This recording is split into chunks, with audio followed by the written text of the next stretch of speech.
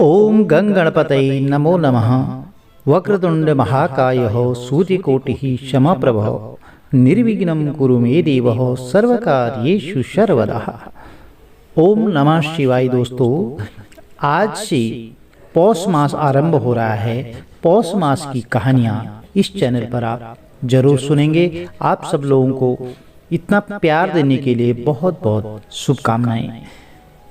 गणेश जी की कथा श्रवण करते हैं। इस कहानी को गणेश जी के व्रत के बाद और अन्य किसी व्रत के बाद पढ़ना शुभ माना जाता है, क्योंकि गणेश जी प्रथम पूज्य हैं। किसी भी पूजा में, आराधना में गणेश जी का स्मरण सबसे पहले किया जाता है। सबसे पहले गणेश भगवान की पूजा की जाती है। बोलिए गणपति गजानन महाराज की जय। बहुत समय पहले की बात है। एक दिन गणेश जी धरती पर सैर कर रहे थे। सैर करते करते वह एक अनाज के खेत में पहुंच गए और उन्हें बहुत भूख लगी थी, जिस वजह से उन्होंने खेत से 12 दाने अनाज के तोड़ करके खा लिए। वह खेत सेठ जी का था। कुछ समय बाद गणेश जी को अपने किए पर बहुत पछतावा होने लगा, क्योंकि उन्होंने सेठ जी को बिना कुछ पूछे ही उनके खेत से अनाज चुरा कर खा लिया था। तो फिर गणेश जी ने सोचा कि अपने किए बुरे कर्म का प्रायश्चित तो करना ही पड़ेगा। इसलिए उन्होंने सेठ जी के यहाँ 12 साल के लिए नौकरी करने की ठान ली। इसके बाद अगली ही सुबह विनायक जी 13-14 साल के एक लड़के का रूप लेकर के नौकरी मांगने के लिए सेठ जी के घर पहुंचे। तो उन्होंने सेठ जी को अपना नाम गणेश बताया। तो विनायक भगवान की बुद्धिमानी की परीक्षा लेने के बाद सेठ जी ने खुशी खुशी नौकरी दे दी। अब गणेश भगवान एक सामान्य मनुष्य के रूप में सेठ जी के ही घर पर रहने लगे। एक दिन सेठ जी की पत्नी शाम के समय घर का काम खत्म करने के बाद राख से हाथ धोने जा रही थी। तो वह देख करके गणेश जी ने सेठानी जी का हाथ पकड़ करके जबरदस्ती जो है मिट्टी से धुलवा दिया। तो गणेश जी की इस हरकत से सेठानी आग बबूला हो गई और उन्होंने सेठ जी के कमरे में जाकर के गणेश जी की शिकायत कर दी। तो सेठानी से सब कुछ सुनने के बाद सेठ जी ने गणेशा को बुलाया और इस हरकत का कारण पूछा। तो गणेश जी बोले, सेठानी शाम के समय राख से हाथ धो रही थी और ऐसा करने से घर की लक्ष्मी नाराज होकर चली जाती हैं, इसीलिए मैंने उनके हाथ मिट्टी से धुलवाए और इससे घर पर माता लक्ष्मी की विशेष कृपा बनी रहती है। तो यह सब सुनकर सेठ जी ने सोचा, गणेश की तो सोच बहुत बड़ी है, अच्छी है। उसके कुछ दिन बाद कुंभ मेले का शुभ अवसर आया। तो सेठ जी ने गणेश को बुलाया और कहा, सेठानी जी को कुंभ मेले में स्नान करा कर लाओ। अब सेठानी और गणेशा दोनों स्नान के लिए मेले में पहुंचे। वहां पहुंचने के बाद सेठानी नदी के किनारे बैठकर नहाने लगी। उन्हें ऐसा करते देख गणेशा दौड़कर आए और सेठानी जी के दोनों हाथ पकड़कर उन्हें नदी के अंदर ले गई। उनसे पानी में डुबकी लगवाई और फिर किनारे पर ले आए। अब गणेशा की इस हरकत से सेठानी का गुस्सा 7वें आसमान पर पहुंच गया। अब सेठानी जी घर आते आते पूरे रास्ते गणेशा को ताने पर मार रही थी, लेकिन गणेश भगवान सब कुछ शांति से सुन रहे थे। घर आते ही सेठानी ने सेठ जी के पास फिर से गणेशा की शिकायत की।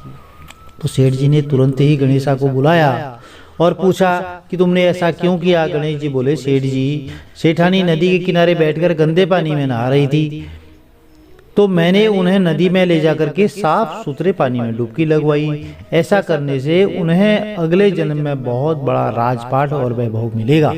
तो सेठ जी ने सोचा कि गणेशा के विचार तो बहुत ही महान हैं, मेरे परिवार का भला सोचता है। कुछ दिन बाद सेठ जी के घर पर पूजा थी। पंडित जी आने के बाद सेठ जी ने गणेशा से कहा, जाओ सेठानी जी को बुला कर लाओ। तो सेठ जी की आज्ञा के अनुसार गणेश जी सेठानी को बुलवाने गए। तो उस वक्त सेठानी काली चुनरी ओढ़कर कमरे से बाहर आ रही थी। तो यह देखते ही विनायक जी ने काली चुनरी उतार कर फाड़ दी और कहा, पूजा के लिए लाल रंग की चुनरी ओढ़कर आइए। अब सेठानी बहुत ज्यादा नाराज हो गई, तो गणेशा पर चिल्लाने लगी। वह आवाज सुन करके सेठ जी वहां पर भागते हुए आए और पूछा कि क्या हुआ। तो तब सेठानी बोली, गणेशा ने मेरी चुनरी फाड़ दी। तो फिर सेठ जी ने भी गणेशा को बहुत डांटा और जवाब में गणेश जी ने कहा कि सेठ जी पूजा में काला वस्त्र नहीं पहनते हैं, इससे शुभ काम सफल नहीं होते हैं, इसीलिए मैंने ऐसा किया। तो सेठ जी ने सोचा कि गणेश है तो बहुत ही समझदार है, इसी तरह लीला रचाते हुए उसी घर में गणेश जी ने 12 साल व्यतीत किए। फिर एक दिन सेठ जी ने नया कारोबार शुरू करने से पहले घर में पूजा रखी थी। पूजा करते करते उनको याद आया कि पूजा की सामग्री में गणेश भगवान की मूर्ति तो है ही नहीं। तब उन्होंने अपने नौकर गणेश को पूजा घर से भगवान विनायक जी की मूर्ति लाने के लिए कहा।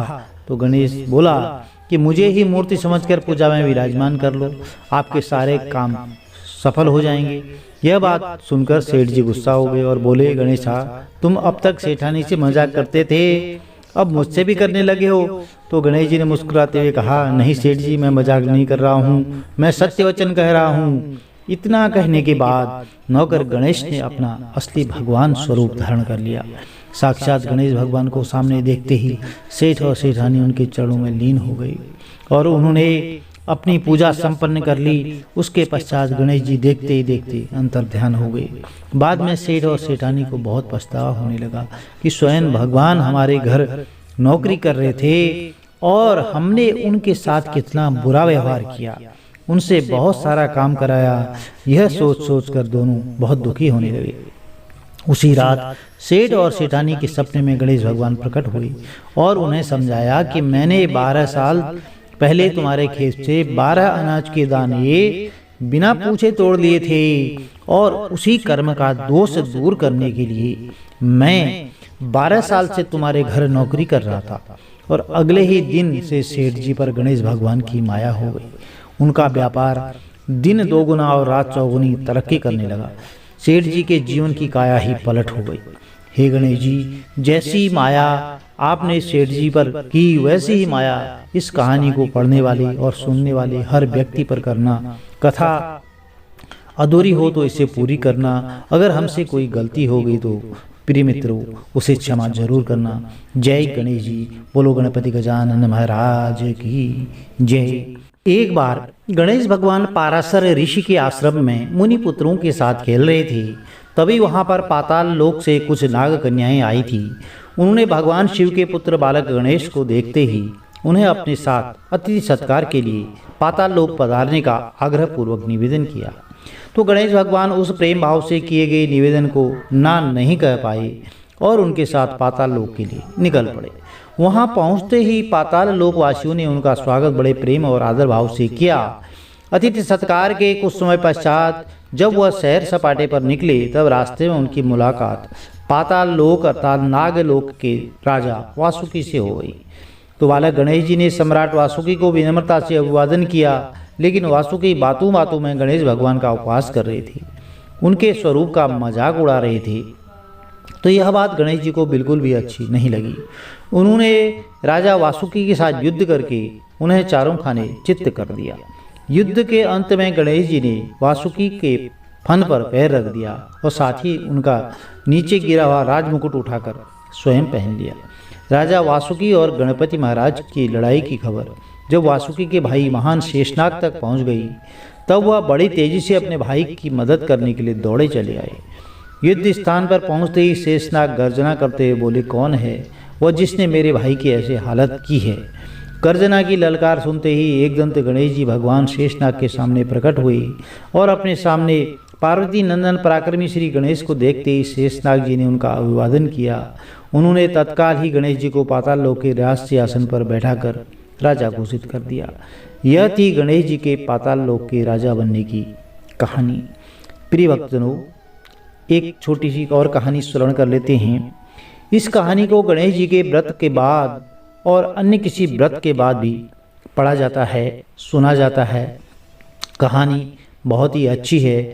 गणपति गजानन प्रथम पूज्य हैं और हमें सदा उनका सच्चे भाव से, हृदय से, मन से स्मरण करना चाहिए।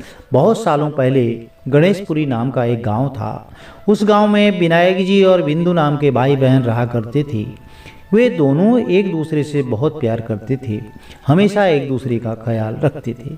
बिंदु का एक नित्य नियम था, वह हर रोज बहुत सुबह घर के सारे काम पूरे करने के बाद अपने भाई विनायक का मुंह देखकर ही खाना खाती थी। कुछ सालों बाद विनायक ने अपनी बहन का विवाह पड़ोसी गांव के एक व्यापारी से रचाया। उसके ससुराल वाले काफ़ी भले लोग थे। शादी के बाद भी बिंदु ने अपना नित्य नियम कायम रखा था। वह हर सुबह ससुराल के घर का काम जल्दी जल्दी खत्म करके ही अपने मायके भाई का मुंह देखने जाती थी। और ससुराल से मायके तक बिंदु जिस रास्ते से जाती थी वह रास्ता खेतों से होकर गुजरता था। वहाँ पर घनी झाड़ियों के बीच एक खेजड़ी के पेड़ के नीचे गणेश भगवान की छोटी सी सुंदर मूर्ति रखी होती थी। तो बिंदु हर रोज आते वक्त उस मूर्ति के सामने हाथ जोड़कर बोलती थी, हे गणेश जी, मेरे जैसा अमर सुहाग और मेरे जैसा अमर मायका पीहर सबको दीजिएगा। इतना कहकर जब वो मायके जाने के लिए निकलती तब घनी झाड़ियों के कांटे उसके पैरों में चुभा करते। एक दिन रोज की तरह बिंदु मायके पहुंची और भाई का मुंह देखकर उसके पास बैठ गई। उसी समय उसकी भाभी की नज़र बिंदु के पैरों पर गई। भाभी ने पूछा कि आपके पैरों में क्या हुआ है। यह सुनकर बिंदु ने जवाब दिया कि आते वक्त खेतों की घनी झाड़ियों के गिरे हुए कांटे मेरे पाँव में चुभ गए हैं। उसके बाद जब बिंदु वापस अपने ससुराल लौट आई तब भाभी ने अपने पति विनायक से कहा कि आपकी बहन के पैरों में कांटे चुभ गए हैं, कल फिर से ना चुभे, इसलिए आज ही आप रास्ता साफ करवा दीजिए। वह सुनते ही विनायक ने उसी वक्त कुल्हाड़ी उठाई और खेतों की घनी झाड़ियाँ काटकर रास्ता साफ कर दिया। लेकिन झाड़ियाँ काटते वक्त उसके हाथों एक गलती हो गई और झाड़ियों के साथ साथ वह खेजड़ी के पेड़ वाली सुंदर गणेश की मूर्ति भी वहाँ से हटा दी गई। इसी बात पर भगवान गणेश जी बहुत नाराज हुए और भाई विनायक के प्राण हर लिए। अगली सुबह जब अंतिम संस्कार हेतु गांव के लोग विनायक को ले जा रहे थे तब उसकी पत्नी ने रोते हुए कहा, रुकिए, इनकी बहन आने वाली है, उसका नियम है कि वो अपने भाई का मुंह देखे बिना नहीं रह सकती। फिर लोग बोलने लगे कि आज देख लेगी लेकिन कल क्या करेगी। दूसरी तरफ बिंदु रोज की तरह अपने भाई से मिलने ससुराल से आ रही थी। रास्ते में आते वक्त उसे साफ सुथरा रास्ता दिखाई दिया, लेकिन उसका ध्यान जब रोज की तरह विनायक जी के स्थान पर गया तो तब उसने देखा कि गणेश मूर्ति अपने स्थान पर नहीं है। फिर उसने तुरंत ही उस मूर्ति को ढूंढकर उसके नियमित स्थान पर स्थापित कर दिया और हाथ जोड़कर बोली, हे गणेश भगवान, मेरे जैसा अमर सुहाग और मेरे जैसा अमर पीहर सबको दीजिएगा। इतना कहकर आगे बढ़ी। अपने भक्त की बात सुनकर भगवान गणेश सोचने लगे, अगर मैंने इसका कहना नहीं सुना तो मुझे कौन मानेगा, कौन पूजेगा। तब गणेश जी ने बिंदु को आवाज़ दी और बोले, सुनो बेटी, जाते जाते इस खेजड़ी की 7 पत्तियां लेकर जाओ और उसे कच्चे दूध में घोलकर अपने भाई के ऊपर छींटा मार देना, वह उठकर बैठ जाएगा। वह आवाज़ सुनकर बिंदु इधर उधर देखने लगी पर उसे आसपास कोई नहीं दिखाई दिया। फिर उसने सोचा, ठीक है, जैसा सुना है वैसा कर देती हूँ, और खेजड़ी की 7 पत्तियां तोड़कर अपने भाई के घर ले गई। मायके पहुँचते ही उसने देखा कि भाई के घर गांव के लोग इकट्ठा हुए हैं। भाभी जी रो रही है और सामने भाई का शव रखा है। तो फिर बिंदु ने तुरंत ही सुनी हुई आवाज़ के हिसाब से खेजड़ी की 7 पत्तियां कच्चे दूध में घोलकर भाई पर छींटे मार दिए। उसके बाद बहुत बड़ा चमत्कार हुआ। गणेश भगवान की कृपा से बिंदु का भाई विनायक उठकर बैठ गया। भाई के उठते ही वह अपनी बहन से बोला, मुझे बहुत ही गहरी नींद आ गई थी। वह सुनकर बिंदु बोली, इस तरह की नींद किसी दुश्मन को भी नसीब ना हो। बाद में उसने अपने भाई को पूरी कहानी बताई। तभी भाई विनायक ने भगवान गणेश जी से क्षमा मांगी और तभी से यह मान्यता है कि बुधवार को सुनी जाने वाली गणेश जी की कथा, हे भगवान, हे गणेश जी, इस कहानी को पढ़ने वाले और सुनने वाले हमेशा खुश रहें और आपकी सदैव जय जयकार हो। बोलिए गणपति गजानन महाराज की जय। प्रिय भक्तजनों, यदि इस वीडियो में दी गई कथा आपको अच्छी लगी तो चैनल को लाइक कीजिए, शेयर कीजिए, सब्सक्राइब कीजिए, साथ में बेल आइकन अवश्य प्रेस कर दीजिए, जिससे कि आने वाली वीडियोज की नोटिफिकेशन आपको ठीक समय पर मिलती रहे। गणपति गजानन महाराज आप सबकी मनोकामनाएं पूर्ण करें, आपके कुटुंब में सदैव सुख समृद्धि का वास हो। हर हर महादेव, जय माता दी।